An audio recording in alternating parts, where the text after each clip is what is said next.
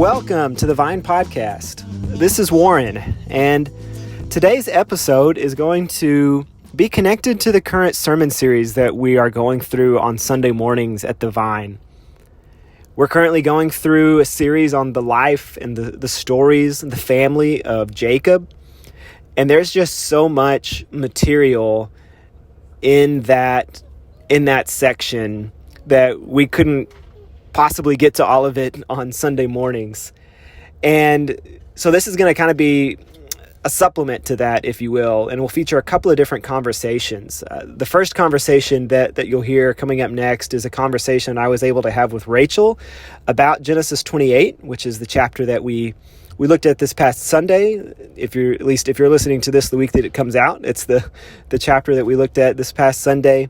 It's the chapter of Jacob's dream and what we know of as kind of Jacob's ladder or Jacob's staircase. And Rachel and I kind of had different perspectives and different insights on that chapter as we read it. And so we're going to kind of talk about both of those. And I think it shows just the way that we can gain insight and deepen our understanding of Scripture by listening to others and reading it in community and learning from what others see in the text. And so we're going to just jump right in there. If we don't really do any background work or setting up of Genesis 28. So if you want some of that, you can, of course, just kind of skim over the chapters leading up to that chapter, or you can go and watch the sermon as part of the worship service on our YouTube channel if you haven't had a chance to do that yet. And then as part of that conversation, we end up talking a little bit about Isaac. And so after that conversation, Terry joins me for a conversation more specifically about Isaac and some things that we can take from his story and some rabbinical teachings. We look at some rabbinical teachings and thoughts about Isaac and his life and his legacy. And there's some interesting stuff there. I think there's some stuff that humanizes Isaac that, again, kind of deepens our understanding of Scripture and I think helps us to explore it in a little bit of a different way. And it's a conversation that I think we both found interesting and hope that others do as well. So we hope that you gain something from this episode, that it causes you to explore and to maybe and hopefully find some insights from these stories that will be impactful and meaningful to you in some way. And so here, first up, is the conversation between Rachel and I on Genesis 28. When Jacob has this encounter with God, he has a really interesting reaction. So he's seen these angels going up and down on the ladder to heaven, and he basically gets proof from God that God is at work and that God is in that place. And what Jacob says is really funny, but accurate. He says, "Surely the Lord is in this place, and I did not know it." So for some reason, Jacob didn't know that God worked in that place. But what kind of bothers me about it is that it seems like Jacob is a little bit oblivious to his whole family story, his whole line of faith heritage that he's had. Jacob is the son of Isaac and the grandson of Abraham. And when Isaac sends Jacob to go look for a wife, he specifically tells him, "May the blessing of Abraham be upon you." And it seems like up to this point, Jacob doesn't know what his whole family has been through. And the part that irks me towards the end, and I just read this and was maybe too critical of Jacob, but he says, Jacob makes a vow, and he says, "If God will be with me and will keep me in this way that I go, and will give me bread to eat and clothing to wear, so that I come again to my father's house in peace, then the Lord shall be my God, and this stone which I have set up for a pillar shall be God's house. And of all that you give me, I will give a full tenth to you." So Jacob basically makes this super conditional vow to God, saying that if you will keep me, if you will give me protection, if you will provide everything that I need to eat, and if I have new clothes that are good, and you will make my whole mission successful, my whole journey, until I get safely back to my father's house and nothing bad happens to me, then the Lord will be my God. I don't know if this is Jacob's conversion moment or like when he's thinking about it, he's kind of being open to God finally and saying, if all of this happens, then you will be my God. But to me, it's like, why does it have to be so conditional? Why does Jacob have to have food and bread and protection in order for God to be his God? Shouldn't God already be his God? Shouldn't he know by now that God has done miracles and made promises and been faithful and been good on his promises to Abraham and to Isaac? And I wonder why Jacob seems so oblivious to his family's faith story. And it seems like he's trying to create this relationship with God and this covenant with God from scratch. And yet, he has one of the most amazing foundations of a relationship with God that anyone could have. That God had intervened specifically into his grandfather's life and made this covenant and promised to keep it. And he has. And the covenant is going to be fulfilled through Jacob. And yet, it's like he doesn't know. And he says, only if you do all of this will you be my God. And I just feel like he's missing out on so much and making his life a lot harder by not knowing the faith story of his parents, or if he knew, not remembering or not taking it to heart for some reason, because he only wants God to be his God if he meets him in this personal way and does all of that. And I just feel like what God had done through his father and his grandfather should have already been enough for Jacob to know that God exists and to know that he is at work and to know that he is with him. But it seems like God allows it. And God does provide for Jacob, and he does keep him safe. Even though his life was in danger from his brother and all of that craziness, God does provide what Jacob has asked. And so in a way, it's almost like Jacob's conversion moment of, I will follow you. I just wish that he had known the faith story of his family and had built upon that instead of making it, you have to prove yourself to me, God, and I'm almost testing you, that you have to show this to me, that you are real and working in my life personally, not just in the lives of my parents. So to me, it just speaks to the importance of knowing the faith story of your family, like seeking out the heritage of your family, because a lot of us do have a heritage of faith in our families, our parents and our grandparents, or maybe others in our families that could tell real testimonies, true stories of what God has done in their lives, of miracles that God has done, of marriages that God has saved, of financial breakthrough when it was needed, of healing. And we don't tap into that a whole lot of the time. I think sometimes we're afraid to talk to our families about what they've been through, how God has worked. And I think that this story is maybe a teaching to us that it's important to know the history of how God has worked in our families. And then it's worth it to take that time to ask your parents, what did God do? What has your relationship with God looked like? And what stories do I need to know so that in my relationship with God, I'm not just starting from scratch, but I already have this history and this foundation of who God is and how he works in our families. And I wish that we would do that more, and I want to do that more because I feel like our families have so many amazing stories to tell us. And that if we would just take the time to learn them and to ask about it, it would make our own relationship with God stronger. And we wouldn't need God to prove himself to us so much because he already has. He already has through our families. And for those of us who have messy family backgrounds, maybe it's not really a story of faith, but a story of lack of faith. I think it's important to ask about those too. And to ask, how did you miss the blessings of God? Or maybe what mistakes did you make?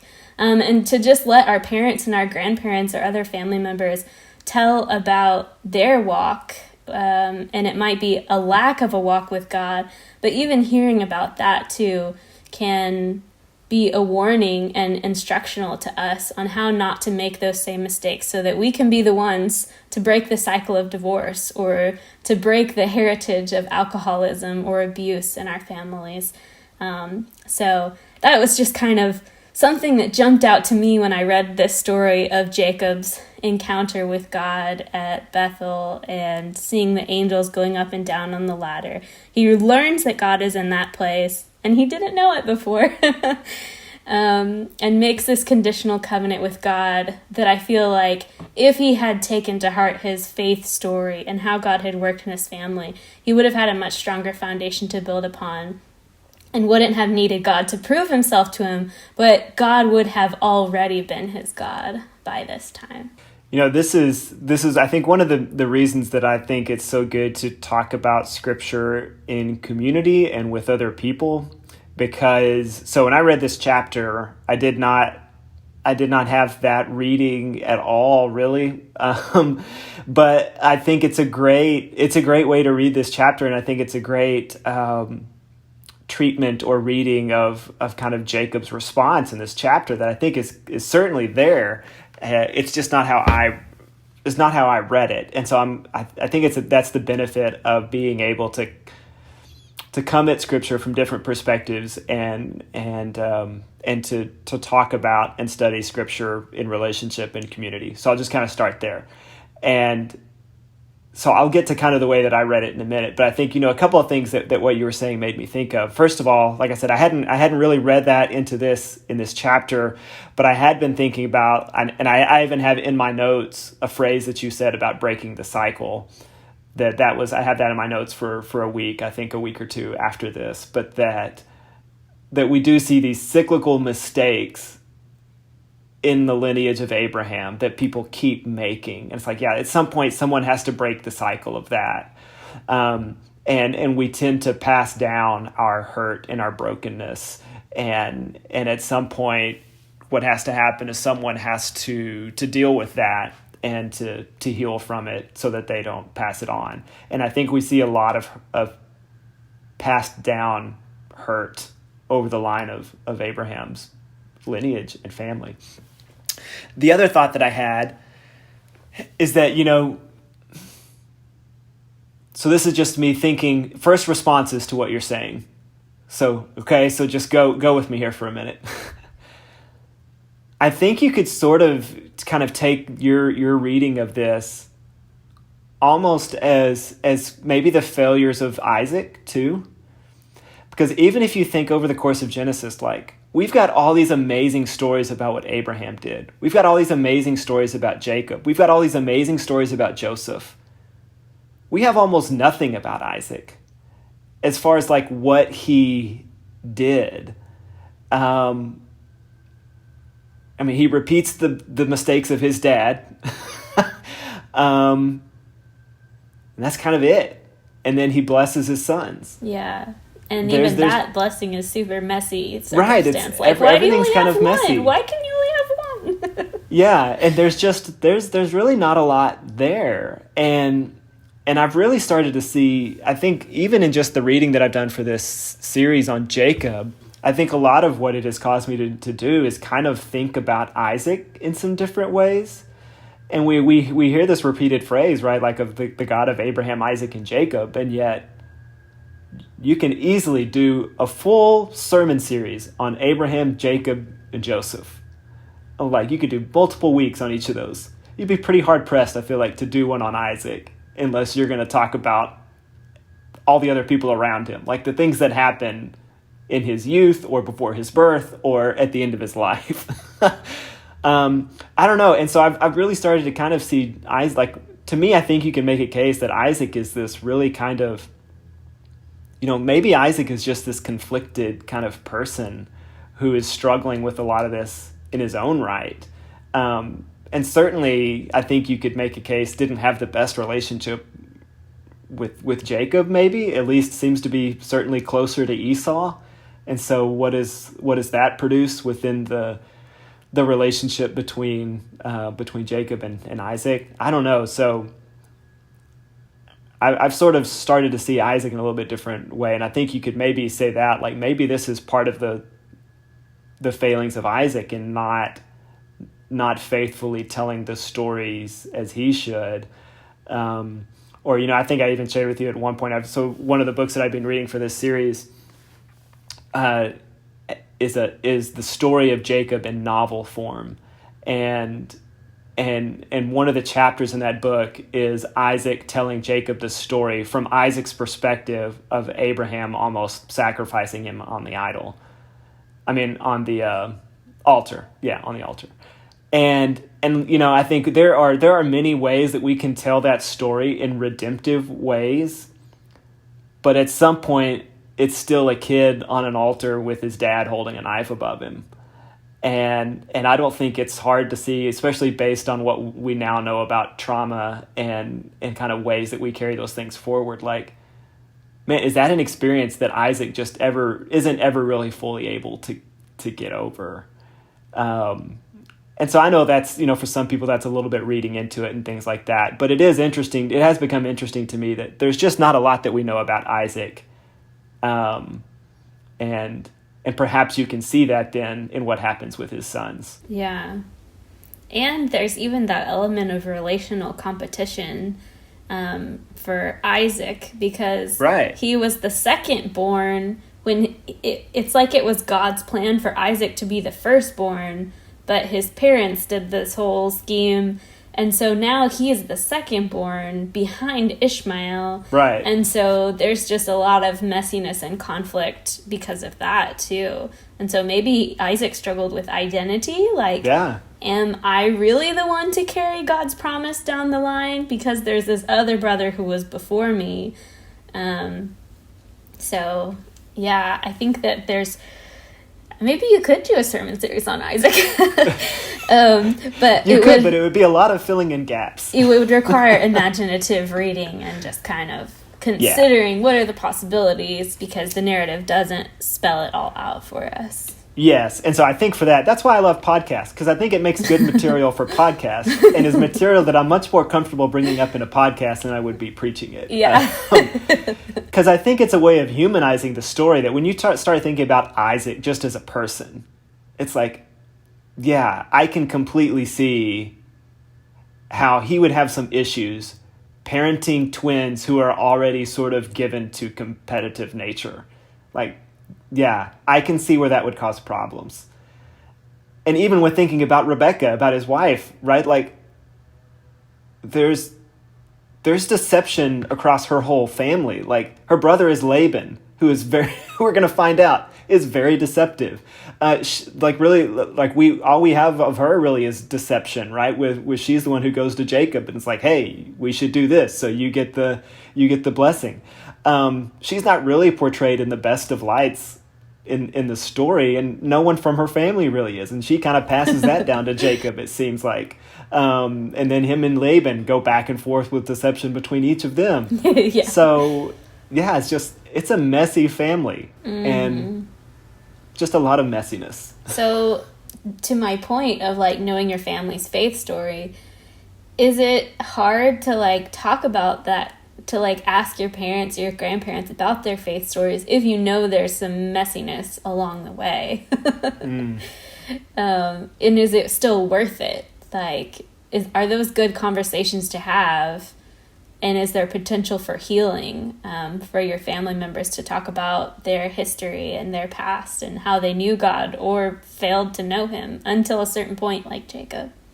Good question. I think the answer would be yes, but yeah. And I think certainly as someone who has multi-generations of sort of Christian belief in my family, I can see the benefits of, like, I feel like I was sort of handed, the faith of my parents and grandparents, and at some point you've got to make that your own faith. But I think it gave me a good foundation to build off of and to explore on my own, for sure. Yeah. And maybe I was too critical of Jacob. Maybe that is what he's doing in this story, this is the moment where he's starting to make it his own. and starting to say, you will be my God, like not the God of my parents. I know you're the God of Abraham and Isaac, but then you will be my God. And that is what happens. So God becomes Jacob's God, and then from then on, he's referred to as the God of Abraham, Isaac, and Jacob. Right. And so I think it's significant. Jacob had to agree and be in that covenant and say, yes, you are my God too, not just the God of my parents, but mine too. But I just think that if we know what God has done in our parents' lives, that at least gives us a head start. Like, we don't have to start from ground zero of knowing God. There are so many stories that could inspire faith in us. Yeah, very true. And so so you started with, so I said I'd come back to kind of the way that I read it. You started by referencing the verse where Jacob says, surely the Lord is in this place and I did not know it. And so that was really, I think, what I keyed in on in going through this chapter, and this idea that, and I think you see this a lot throughout Scripture in the Old Testament, but at this time, it seems like, from what we know about these people and this kind of time in the world, all those things, that people had sort of a very territorial view of gods. And, I mean, monotheism was not the primary mode of operation for people in this day. It was a very polytheistic, environment, and you had a God who was a God of these people and a God of these people over here. And so gods were very much tied to land and people. And so it seems to make sense to me then that as Jacob leaves his kind of people and his home and is in a new place now, and now he has an experience with God in this new place, that Jacob seems kind of surprised by that. Like, oh, the God who was the God back at home is still active here in this unfamiliar place. And so when his response then that you referenced, that you kind of read as conditional, which I think is certainly there, and after you brought it out, I certainly see that. I sort of read that as, okay, well then if God is going to keep going with me forward from here into new places, into this country that I'm not familiar with, then that's going to sort of mean something to me, and is going to show me something about God that I wasn't aware of before, that I didn't know before, and is sort of this kind of revelatory moment for Jacob. And I think, again, sort of like the application of that, what it makes me think of is that, like, we don't necessarily have that same theology, so to speak, but I do think we all have places where we are sort of more able to experience or feel the presence of God. And that maybe I've got this place where I can connect with God, and I feel God in this spot in my house, or in the worship center at church, or when I'm sitting at the beach or in the mountains, or we all have those places, right, where it's like, man, I just feel really connected to God camps here. Or retreats. You yeah, really camps, retreats. God, and you're like, right. Oh, is God still going to be with me when I go to school on Monday? Yeah. And I think those places are good, and it's good for us to have those places that refuel us and recharge us and are regenerative. But it's also important to remember, that the God who we experience there is the God who I experience, or who goes with me when I go into the difficult places, when I go into the places where it's harder for me to see, and where I go, whatever that looks like for people, in difficult relationships, or at work, or at school, or in times of where I feel like he's distant. Like the God who we meet in those familiar places goes with us into those places as well. And so, like I said, I think you see that throughout the Old Testament especially. And so I sort of kind of preached on that a couple of years ago at this point on a back to school Sunday, where we talked about Naaman. And so Naaman's so I won't go through the whole story of Naaman, but basically he's got leprosy. Someone tells him, hey, you should go see this prophet Elijah in this other country, this other god. And so he goes, and Elijah tells him to dip in the river 7 times. He doesn't want to do that. It's a dirty river. He's like, we got better rivers back home. I'm not going to do that. So they go back and forth. Finally, he does it. One of his servants or somebody in his army or somebody basically says, hey, if he told you to do something great, you would have done it. He just told you to go into a river, which is, we could do a lot of stuff just on that, but it's away from the point for today. But anyway, so after it works, he ends up doing it. He goes down, dips in the river. And then after he realizes that it works, he goes back to Elijah, and he stands before him and says, "Now I know that there is no God in all the world except in Israel." Yeah. And so it's very locational. It's like, this is where God is. And so I realize that now. And so he says, "Please accept a gift from your servant." And so Elijah's like, "No, I'm not going to accept a gift."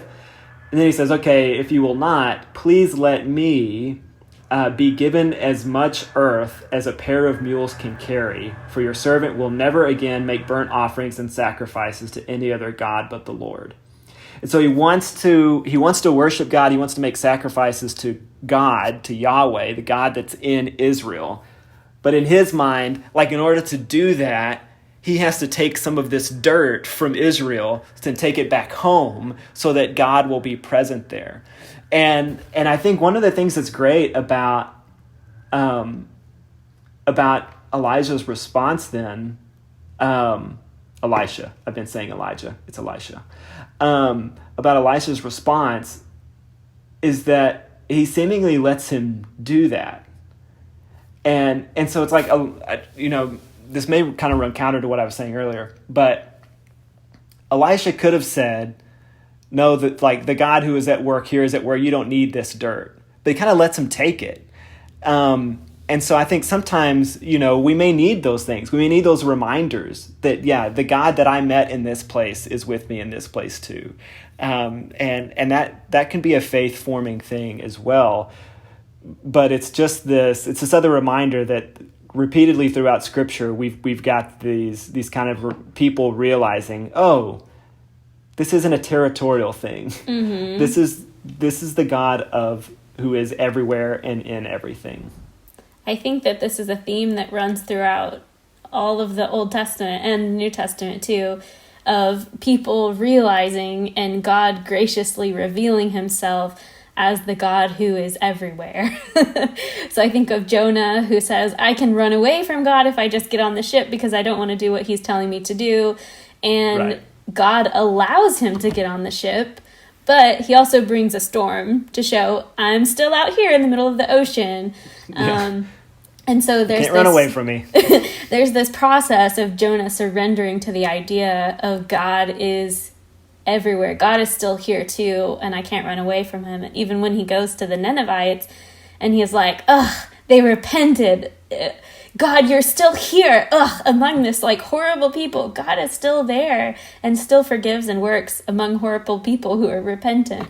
So I just see this theme of, it's actually pointing to me to the grace of God, that he allows us to go through these experiences of mistakes and failures and trying to run away from God or taking the dirt from Israel or whatever, to teach us over time that he is everywhere, that he is the omnipresent God. And it's not like he's trying to, I just see the kindness of God in that too. And even with Abraham, that he called him up out of the land where he was and said, "I will be with you and I will give you a new homeland." And so that's part of the struggle for me in reading Jacob's story, because I feel like if he knew that call of God on his grandfather to leave his homeland, that he would be with him and take him into a new land, and all the stuff that happened in Egypt and all of that,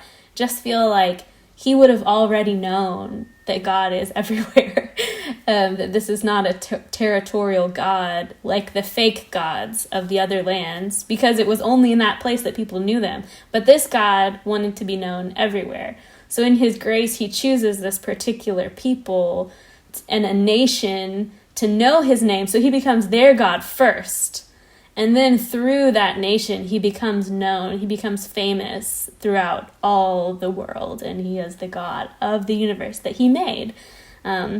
So it's just kind of amazing to me. I think it points to the sovereignty of God too. That this was his plan, to choose one people that would know him. And he's their God first through Abraham, Isaac, and Jacob. And then it spreads out to all the nations.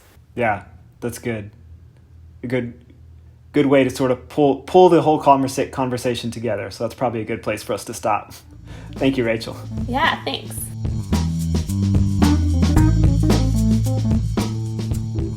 Okay, so now I'm here with Terry. Welcome, Terry. Good morning, Warren. Thank you for spending some time with us today.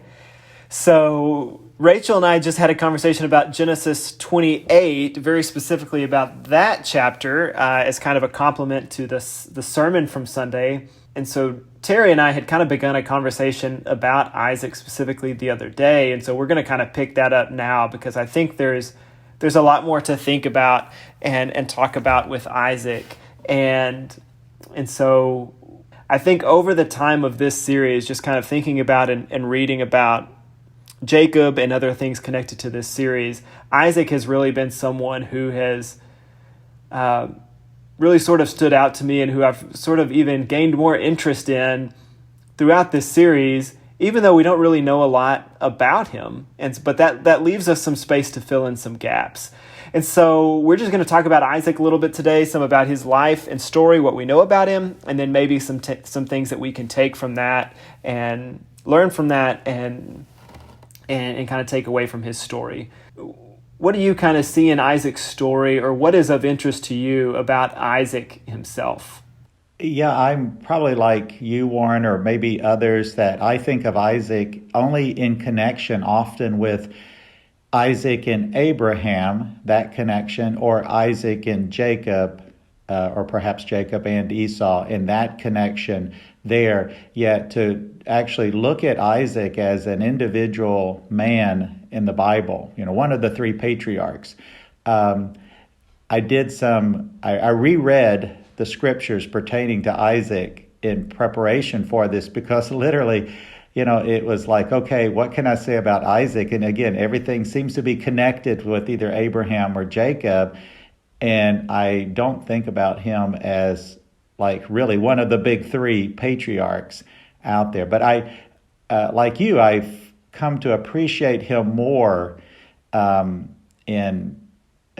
there were some things that I was able to flesh out. I did something that I've started trying to do more often, which is to follow some of the Jewish rabbinical traditions of Midrash, where you essentially build on things that others have said, but also, and Warren, you do this really well in your sermons, and I've tried to do this in some of my lessons that I teach on the Old Testament, is you look at timelines, you look at what's going on in the background, things that may have influenced the story that are not necessarily on the surface. You have to dig deeper to pull out that human element of maybe what was influencing decisions being made, and it gives you a greater appreciation, and it makes the story come to life, at least for me. So when I did that with Isaac's timeline, even just looking at when was he born? When did he die? What happened during that timeline? Some things came out that rabbinic tradition speak about, which had never been brought up in Sunday school classes that I attended. So maybe that will come up during the conversation. But again, I'll just end right there by just saying that I do appreciate Isaac much more after actually unpacking his story and looking at him as an individual, one of the three patriarchs. I agree. And I think there's great benefit in doing that. And some of it, I think, maybe serves to just help humanize people in Scripture a little bit, and some of it is we might say speculative in some ways, but it also just helps. I think then it also helps us see things in Scripture that we might not otherwise see. And so in part of that, you mentioned timeline.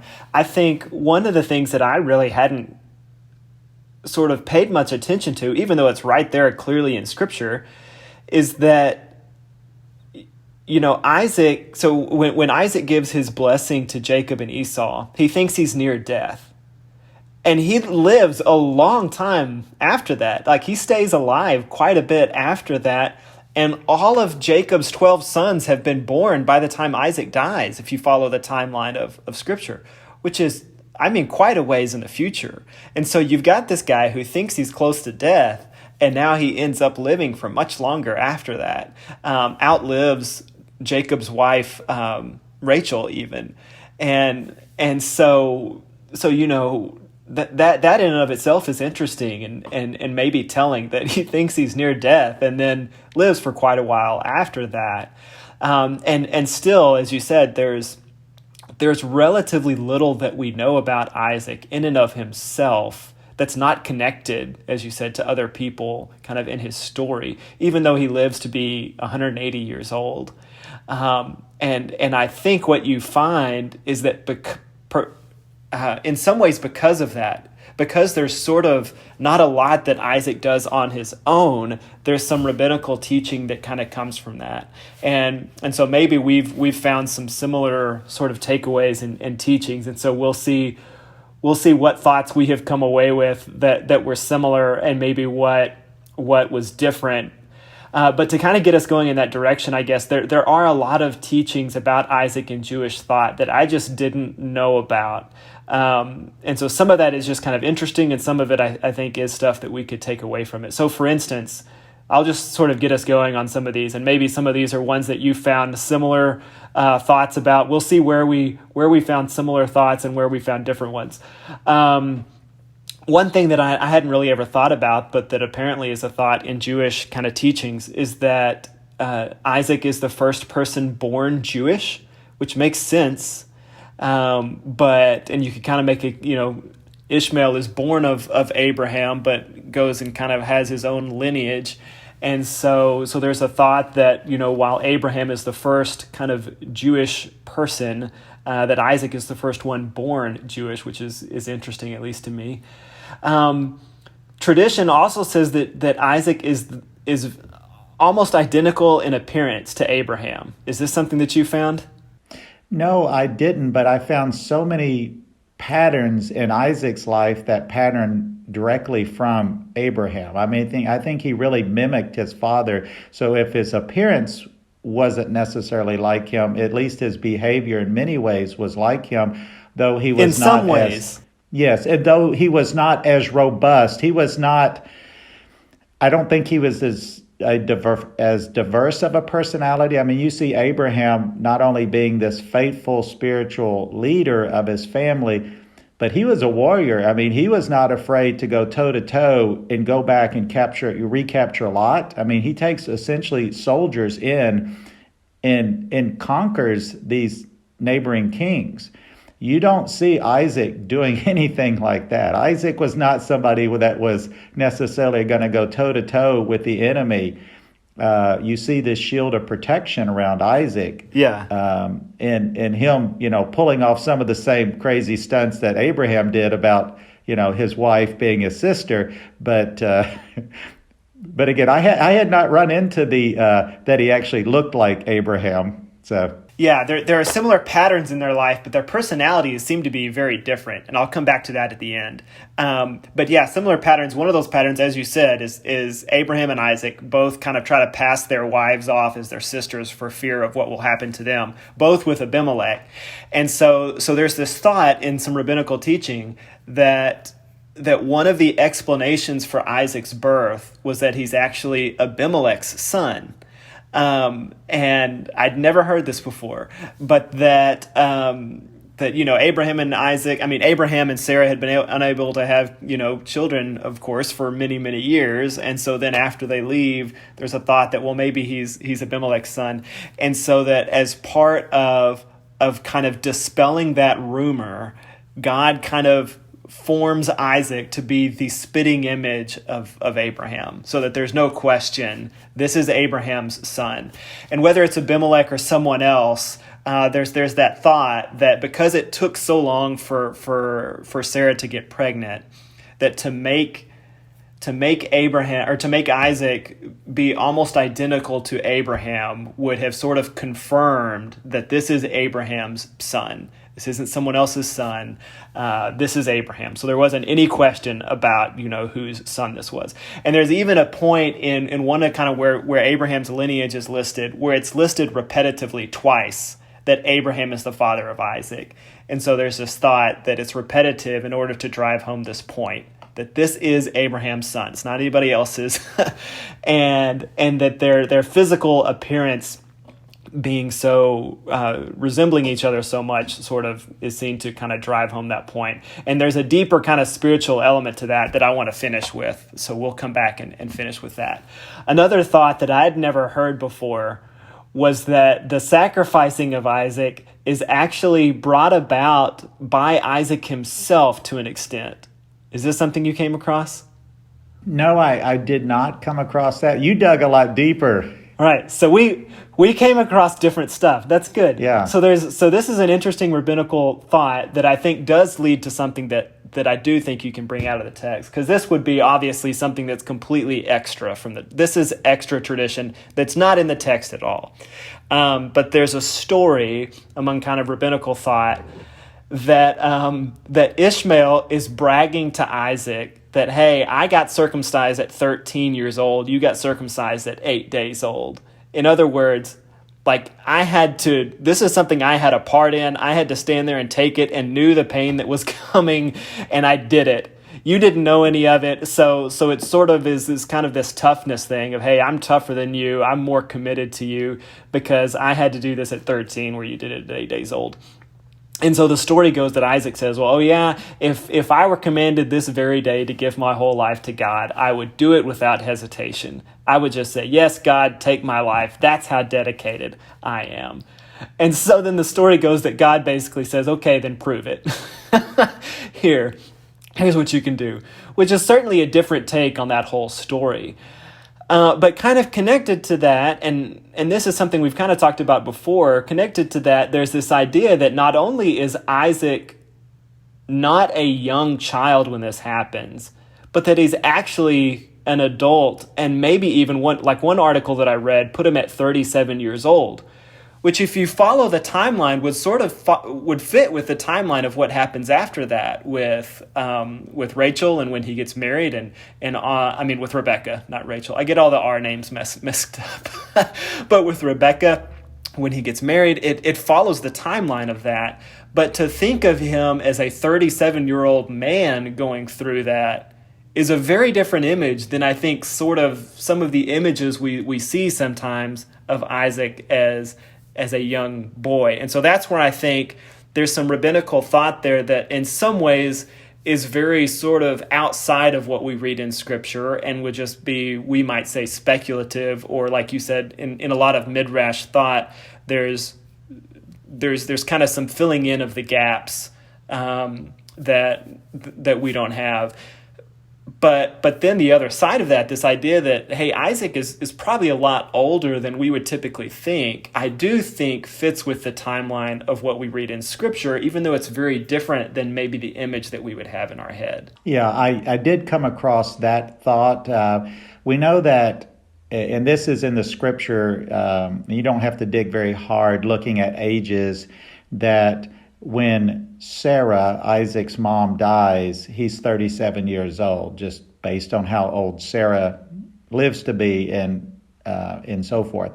And so he's 37. We know that he was old enough, he was old enough to have this conversation with Abraham about, where's the sacrificial animal, and he was big enough to carry all of the wood on his back. The text says that. And so, again, the midrash that I came across was that this occurred shortly before Sarah's death or around the time of her death, and that just the trauma of that may have triggered her demise again. And so he would have been 37 years old. You find that perhaps maybe like Jacob, Isaac was very much somebody that, loved his mother and grieved his mother's loss. You find that when he, 3 years later, so he's 40 when he marries Rebecca, and that, very quickly, and this was probably more Jewish tradition, he takes Rebecca into his mother's tent. So she's been dead for 3 years now, according to Scripture. And it said that the grief over his mother was in some ways alleviated by having this new woman in his life. I don't know if that's comforting to your new wife to say, oh, I've now replaced my mother with you. You've taken the place of my mom. Yes, yeah. But you do get this sense that he really grieved the loss of his mom, and again, that he was married 3 years after his mother's death. Now, whether he actually the sacrifice scene occurred shortly before that time or not. It's, that's purely speculative. But I think it does seem like he's at least an older teen. Clearly somebody that could have put up a scuffle had he wanted to. If he did not want to be bound, right. So there was submission on his part to some extent. So there was faith and submission on his part, regardless of his age, and ultimate faith in his father there. That, again, I think it points to the character of Isaac. Now, you and I have spoken about this. What did that ultimately do to his relationship to his dad, and how did he see that whole event? Did he see it as really just testing Abraham's faith, or did he see it as, Dad, you really were going to do this? You really care so little for me, or I am nothing to you, that you would be willing to do this? And what does it say about his God that would even ask this of his dad, even though, we know the end of the story? But that's got to be fairly traumatic, I would think, the way I would view that in today's culture.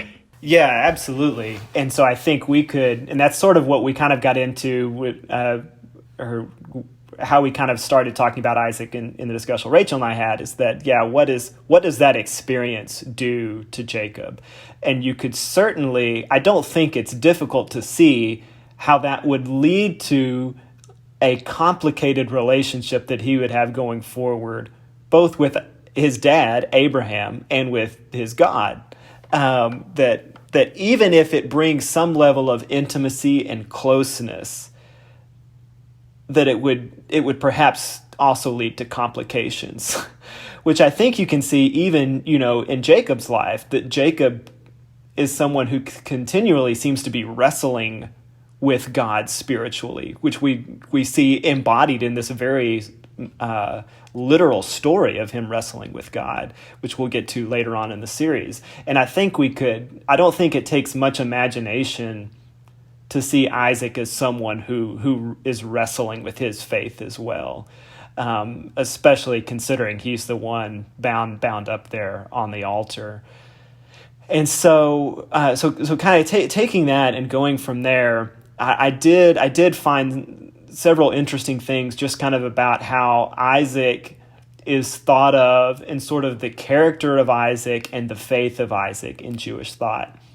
And so one of those things would be, I think, maybe connected to that idea of maybe potentially, again, it could lead to some complications. It could lead to kind of this kind of very committed sort of bonding experience as well, if you think about it, especially if we kind of divorce ourselves from a modern way of thinking about life and dedication and commitment and all those things, and kind of put yourself in that time frame. I think we could see how it would be this sort of fortifying and faith-building moment as well, again, especially in their context. And to that extent, there's a couple of times in Genesis where God is referred to as the God of Abraham and the fear of Isaac.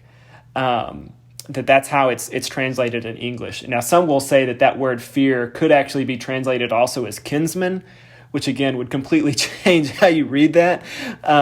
But even if you hear it as the fear of Isaac, there's a thought of again, how that event could have shaped his perception of God going forward. And maybe fear there is meant to be read as sort of an intimacy, and that God is that Jacob has very much a reverence for God and has an intimate sort of connection with God, which is sort of how he's thought about in some rabbinical thought, which is where I'll close out in a minute.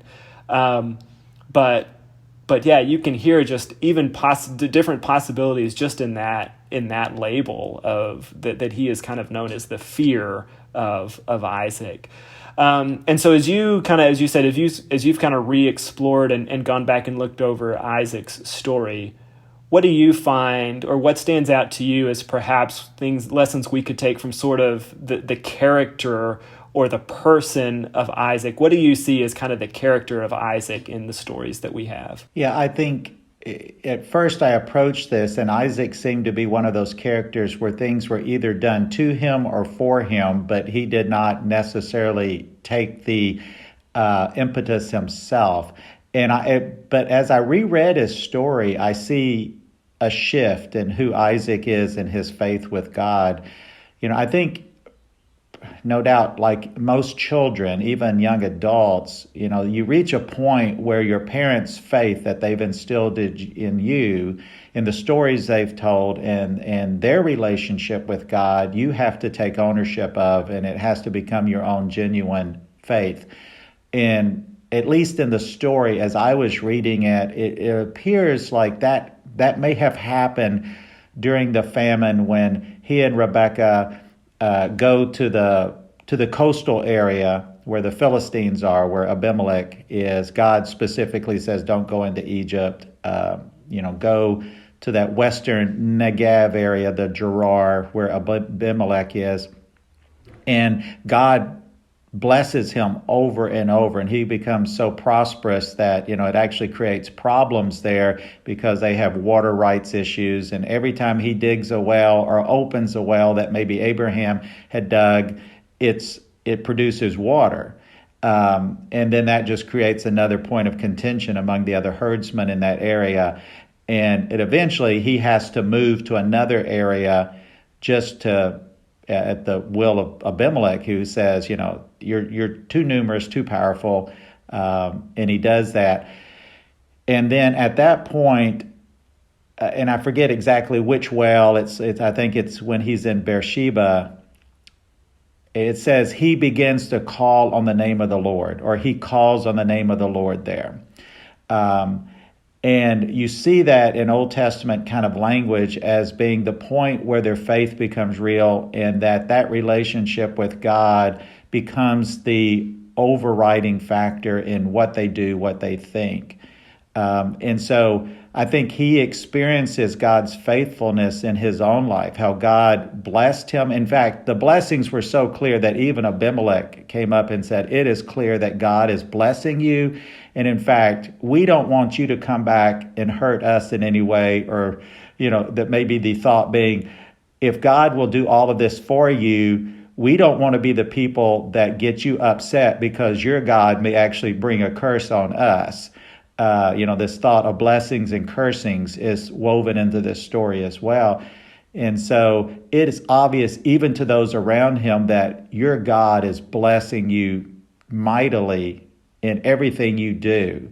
And I think that faithfulness in Isaac's life, he recognizes that, and it says he calls on the name of the Lord. Again, I take that to mean not in some, liturgy form, but literally God becomes, the one that directs his life, that orchestrates his life. He shapes everything around what does Yahweh want. And so that's one of the things that I took from just rereading the story is I think his faith became a genuine faith. And that's also when I think he understands that the power of the patriarchal blessing, what you say matters, and that God will bless that blessing. I, as a human, will bless you, and I have no power to make anything happen other than to give you stuff. But it's ultimately what I say will have power because I am God's instrument in this land. And you see that he understands that he will be the seed through which Abraham's blessing is transmitted. He's bound to have heard those stories over and over again about how God promised his dad all of this stuff, all of these things, including, becoming a nation, becoming very populated, to take possession of the land. Because you see Isaac at some point, when it's clear to him that Jacob is going to be that person of the two boys, he essentially bestows that blessing on Jacob. That was not the first blessing. That was not the blessing Jacob stole. That was the blessing that Isaac clearly gave Jacob, knowing that, okay, it looks like you're going to be the child of promise. And so I am bestowing that blessing, the one that was given to Abraham, the one that was given to me. I am giving that to you, Jacob, and you'll be the fulfillment of Abraham's promise from God. Yeah, and I think in those stories that you were referencing about the wells, which are in Genesis 26, I think there we find not only, I think, potentially some differences between Isaac and Abraham, but I think you also see there embodied some of how Isaac is really sort of held in Jewish thought now. So, for instance, as you kind of mentioned earlier, when Lot is taken into captivity, Abraham's response is very much a military type, kind of response. He goes in, uses force, gets Lot out. And that was kind of, Abraham is very much sort of a go-getter. He's a mover, he's a shaker, and he's going to use kind of whatever means necessary. Sometimes that's diplomatic, sometimes it's military force, and that's kind of how he goes about things. But there's never any, like when the people come and destroy basically the work that Isaac is doing there with the wells, it says he just gets up and moves to another well. There's never any, it seems like from the story, there's never any responsive force on Isaac's part. He's just seems to be a person of sort of peace and restraint, which is how he has kind of come to be known in a lot of Jewish thought and teachings. And so, again, this is one of the things that I kind of read that I didn't know about really all three of the patriarchs, Abraham, Isaac, and Jacob. There's this thought that sort of there's a piece of the character from each of those men that is kind of seen and sort of that is carried down through the Jewish traditions that you want to kind of be embodying as a Jewish person. And I think this would hold true for Christians as well. Something good to kind of see, that there's a thought that sort of it is Abraham's kind of love and there's kind of the idea that the love and the expansiveness to an extent of Abraham is carried down. That for Jacob, it's ironically the truth. Jacob is known sort of as truth in Jewish thought, which is interesting that he's originally known as someone deceptive. But that with Isaac, it is his awe and his reverence for God and his self-discipline, and really this reverence and awe that leads to his self-discipline as a person, that is sort of seen as the character of Isaac and what he passes down sort of through the Jewish tradition and line. And I think that's interesting, and I think you certainly see that you can see that in the stories, that he does come across as someone who ends up developing this awe and this reverence for God, and that leads to him being this person of self-discipline and restraint and peace, which is how he's kind of seen in a lot of Jewish teachings. And while Abraham, as we've said, was very sort of intrepid and adventurous, Isaac doesn't seem to have that. And yet, in their differences, they are both fulfilling the purpose that God has for them, and they both have a role to play in what ends up being carried out. And so there's this quote that I found from a rabbinical teacher. I admit it, from a Jewish kind of teacher. I don't know if this person would consider them. They were passing on teachings of other rabbis. I think I'm safe to say that. And so I found this quote that I think it kind of speaks to all that and is said very well. This person said, "Abraham's true and only heir was Isaac. And although Isaac's emotional character was different, even opposite from his father's, both were committed to the dedication of their respective traits to the service of their creator and purpose, rather than the fulfillment of their own particular drives. Indeed, it is only through Isaac that Abraham could develop into Jacob, the perfect synthesis of love and awe, expansiveness and restraint, passion and commitment. As children of Abraham, Isaac, and Jacob, we too have it in our power to unite our diverse characters and drives to their common intrinsic end." And so I like that idea of kind of seeing them as these two very different people. And while the patterns of their life are in many ways similar, their emotional character, their personality is very different. And yet they're both working towards this common goal and purpose. And I think that's a great picture of Christian life and a great reminder for us as people who are called to be a united body and community, that there's space for all of our different giftedness and strengths and talents and personalities to come together well and for a divine purpose when we're all sort of moving in the same direction. And I think you see that in the New Testament with it's basically one person who kind of spearheads this effort to take the gospel to the Gentiles. It's Paul. That seems to be Paul has a gift for that, a personality for it, and he's the one doing it and spearheading all of it. And you see all these different kind of gifts and traits being used by God for a common purpose and goal. And I just think that's a great picture of sort of church and Christian life. Yeah, no, I think that is a good application for us. And even though Isaac didn't do some of the things that his father did or that his son Jacob did, even though Isaac moved around a little bit, he really appears to have stayed in Canaan the entire time. He really never ventured outside of Canaan. Yeah. Interestingly, his name never got changed either. So. Yeah, name never got changed, and he's not even the one who leaves to go find him a wife back home. Jacob very famously goes back, but Isaac doesn't. Abraham sends a servant. And so, the whole time he's just kind of there, which is one thought. This is going to take us back a little bit, but I meant to mention this earlier, and so I didn't. But interestingly, another thing I had never kind of realized that is in there in the text, going back to Sarah's death, I never realized that there's no record of Abraham or Isaac seeing Sarah again after they leave to go sacrifice Isaac.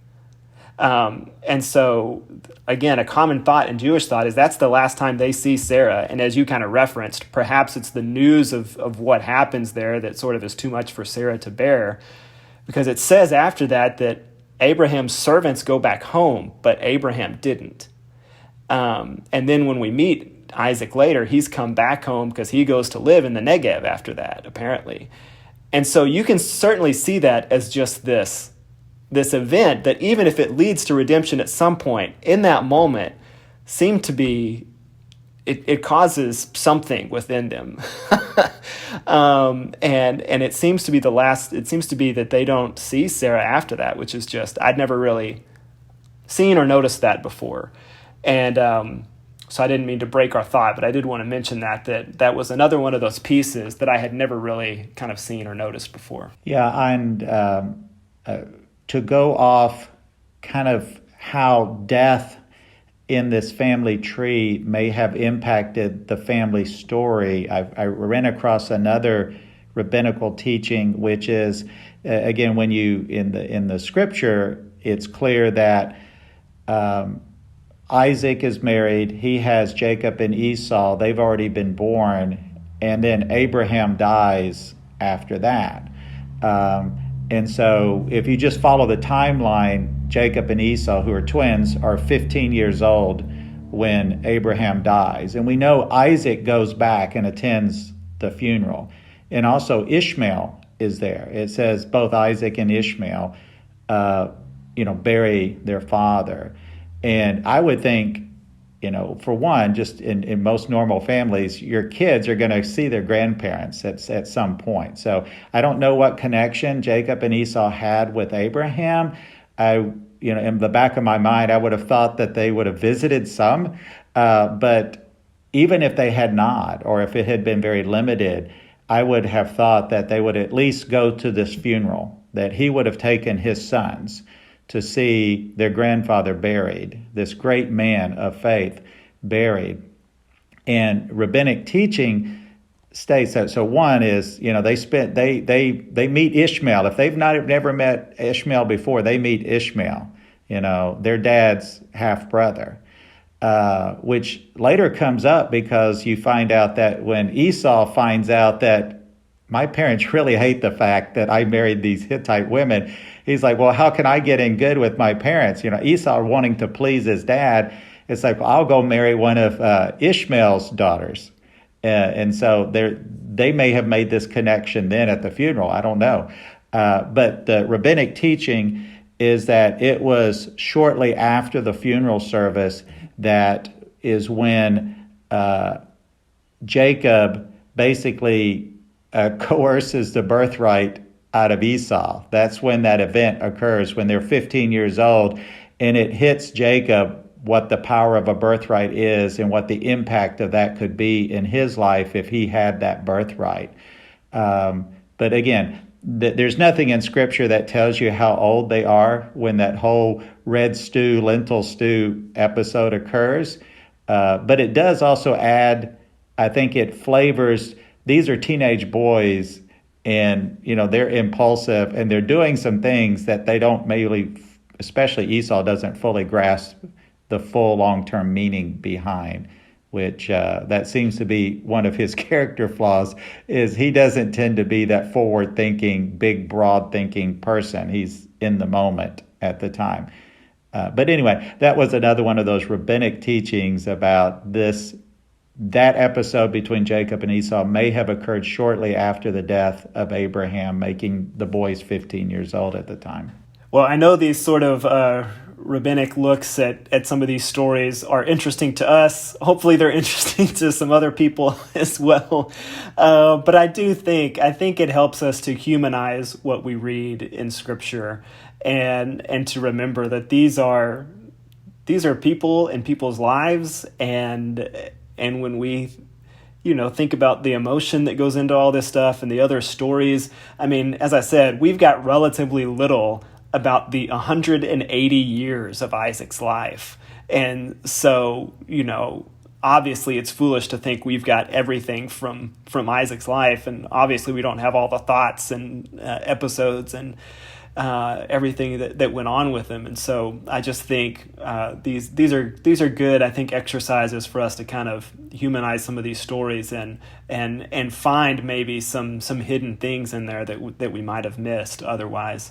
One other quick point, since you brought out how old he was when he died, and then you mentioned the fact that when he bestows the blessing, he's nowhere close to being 180.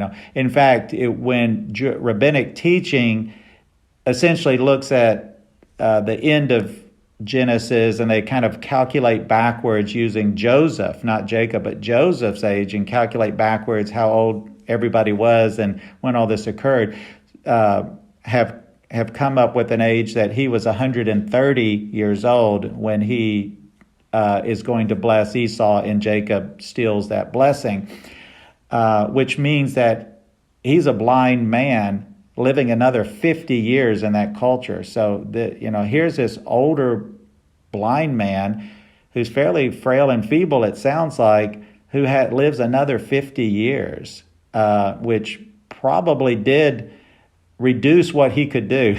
They're probably, he's not going to go on any big long adventures at this point in his life. Yeah. And so, for 50 years, he's probably just taken care of by his servants, by Rebecca, and so that's got to impact, what he can do as a person there. But anyway, it changed my thoughts about Isaac to think that he spent 50 years as this older blind man that really was more frail and not like Abraham, who seemed to be a go-getter up until he, died.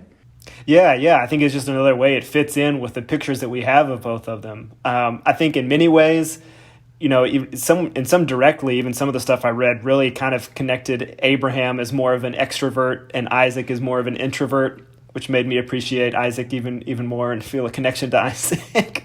But another interesting thing I read about his blindness, again in some kind of midrash type thought, there's a thought that Isaac becomes blind so that he doesn't have to see the foolishness of Esau, which is interesting. Like God's sparing him kind of having to see, because I think, as you said, like he marries someone, and I think it says she became a source of great grief for Isaac and Rebekah.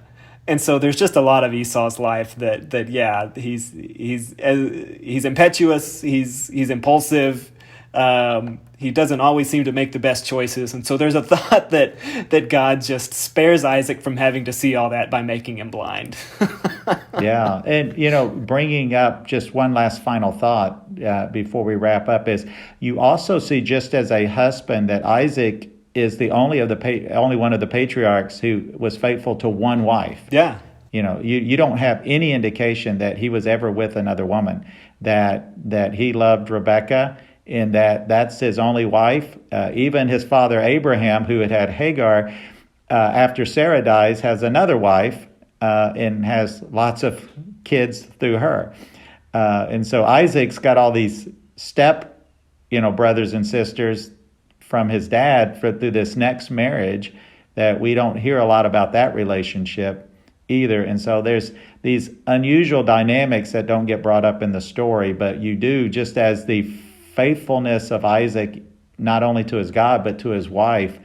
It was a much simpler, less complicated relationship, it sounds like, between Isaac and Rebekah, although she was a little bit of a schemer, it sounds like, but just a better relationship between the two of them than you see of like Jacob and Leah or Right. Abraham. And even though he was very faithful to Sarah, you have the whole Hagar incidents, and then he remarries after her death. So. Right, and that probably serves as a good transition because we'll get to Leah and Rachel this coming Sunday in our series. But yeah, you even see on either side of Isaac, with his son Jacob and Rachel. Rachel kind of gets impatient and says, "Well, why don't you just have a son with my servant?" Isaac's dad does the same thing. Isaac's dad and mom, on the other side of Isaac, they do the same thing. They get impatient. But Isaac and Rebekah are also not able to have children. And we don't have, as you said, they seem to just wait. They don't take matters into their own hands as the people on either side of them do in the lineage, which I think, again, speaks to what you're speaking of, their faithfulness to each other and to kind of the plan. It's not stated, but there is an unstated, I think, in that trust that they have that, again, I think speaks to these character traits that have sort of lived on amongst Isaac in Jewish thought, that he was someone of restraint and self-discipline, and it ended up that God ends up blessing them with these twins, and that's where we've kind of picked up in the series. And so I'll close with this thought that because I mentioned bringing back the idea of Isaac's appearance resembling that of Abraham, and I mentioned there was a spiritual element to it that is connected to this idea that I've already mentioned. So just kind of I left that loose thread out there, so I just wanted to close it up by mentioning that again, that even though they seem very different, personality-wise, everything else, they're pursuing the same purpose.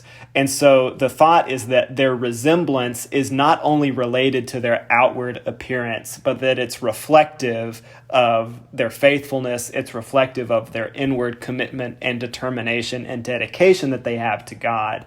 And so this outward resemblance is sort of not only seen as something to confirm Abraham's fathership. Is fathership a word?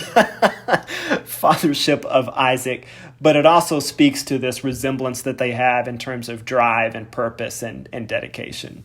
So I thought that was interesting, and that's that'll be where I leave off today. Any closing thoughts you have for us, Terry?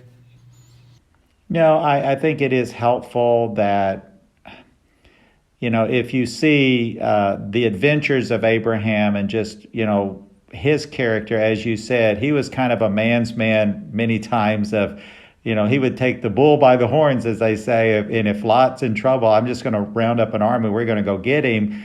And then you see Jacob's, I'll paint it in the best term possible, his cleverness, his ability to take a situation and turn it for good for himself and to use God's blessings in a productive way. And then you see the life of Isaac, who, again, seems to be a little bit more passive in these situations, perhaps, as you said, more introverted. All of them fulfilled God's purpose in their life. And I think that maybe is our calling, is to understand what are our gifts, what are our temperaments, what blessings has God put in our lives, and how can I be the most faithful using those blessings to meet God's purpose, and, to try to see the picture, to understand that, okay, I don't need to go become this other hero that I have in my mind, in my faith. I don't need to look like this person to fulfill my purpose in God's calling in my life. Yeah, absolutely. Good thought. That's a good thought for us to close with. And, we started this saying we didn't know much about Isaac. And so here we are 45 minutes later, having talked a lot about Isaac. And I know that you have a sort of a great love and appreciation for Old Testament and the stories that we find there. And I do as well. And I think this is just one of those examples of how much depth and richness we can find in those stories that I do think gives us great insight that you just kind of closed us out with. So thank you, Terry, for spending this time with us today. I appreciate it. Oh, I enjoyed it. Always fun to explore Scripture and gain new freshness and richness. And again, I think that's the beauty of Scripture, is if you really read Scriptures with intent, they should never get old or boring. There's always more that you can draw from God's holy word. Yeah, absolutely. All right. Thank you. Thank you, Warren. Bye-bye.